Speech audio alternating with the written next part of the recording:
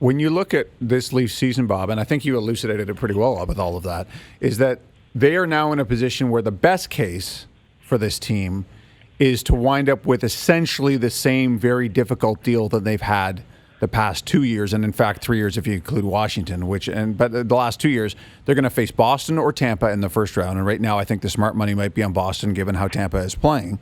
And either way, they have whatever it is now, 25 games to figure out exactly how to get up to their high level before they play a team that's kind of been playing at that all season. And for the Leafs, that's the best they can do as this season's gone on. Yeah, absolutely. And first and foremost is you can't even they can't even allow themselves the luxury of saying, "Oh, wow, I have to play Boston or Tampa in the first round. That's not fair," or ponder how difficult that might be. Because the only goal is just to make it. Mm-hmm. They've just got to make it, and so as I said, and it's more likely to be in the division than through the wild card. But nevertheless, and even if it is the wild card, you're going to end up with one of Boston or Tampa, or Washington or Pittsburgh. Yeah. So, I mean, there's not it doesn't really matter. I mean, people make a big deal of the Atlantic Division. I don't think I want any piece of a relatively healthy Pittsburgh lineup or a Washington team that right now in the last week or two hasn't played as well as they can, but let's not kid anybody. They're a big, strong, heavy team that's loaded from top to bottom. So, yeah, I don't know what they got to do here, the Leafs, to figure it out, and obviously everything's set against the backdrop of what happens a week today. Kyle Dubas continues to look for his defensemen. Prefer one with term, but I suspect as they get closer to the deadline, if they have to go the rental route. But let's also be brutally honest. In terms of currency to make trades, Leafs don't have a lot. Mm-hmm. Not really. There's not anything substantial on the Toronto Marlies right now that teams would be saying we want a piece of. Yep. Brooks or Bracco or any of these guys, they're not big trade chips for the Toronto Maple Leafs. Well, so Bob, I sorry to interrupt, but we played a clip starting the show with Sheldon Keefe, commenting on the depth after last night's loss, and I said, "Wow, this is really reminiscent of March 19th of last year, where Mike Babcock came out and said that this team didn't know how to handle injuries or they didn't have enough depth." And at that time, of course, we took it as a direct shot at Kyle Dubas, and Mike Babcock had to have another, press conference where he addressed that and everything. But, I mean, he said it. He said it in March. Keefe is saying it here, which I think is not as much of a shot at Dubas, but it's a recognition. I mean, this guy was the coach of the Toronto Marlies. I mean, is there a problem with depth here when this team gets injured?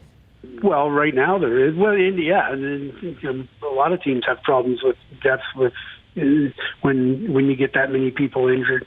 When you're missing Morgan Riley for as long as you're missing him, when you're missing Andreas Johnsson now, and I know people will laugh when I say it. Cody Ceci, he's still an NHL defenseman. He's still a third pair guy. But so your depth is Sandin and Liljegren were not on this Maple Leaf team this season. Not really.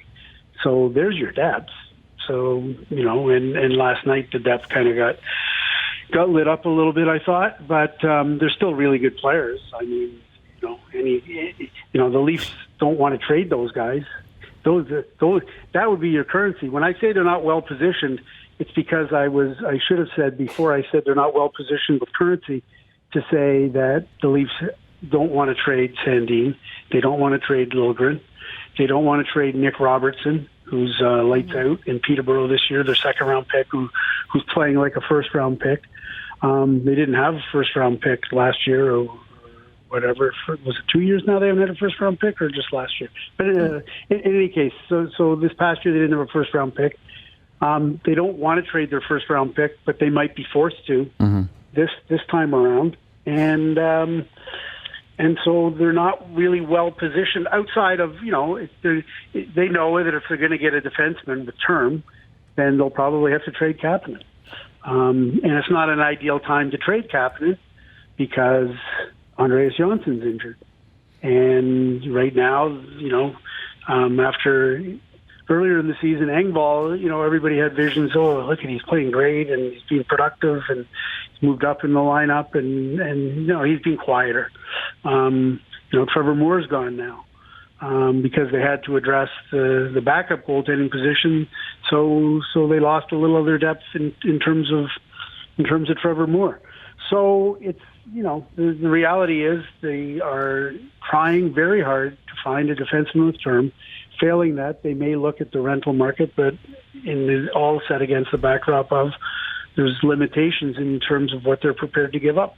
Well, and I think that's exactly it, Bob, is that they're at a point now where it's really down. If you want to make a move that is significant, it's Kasperi Kapanen and a first-round pick, which is what you have to offer.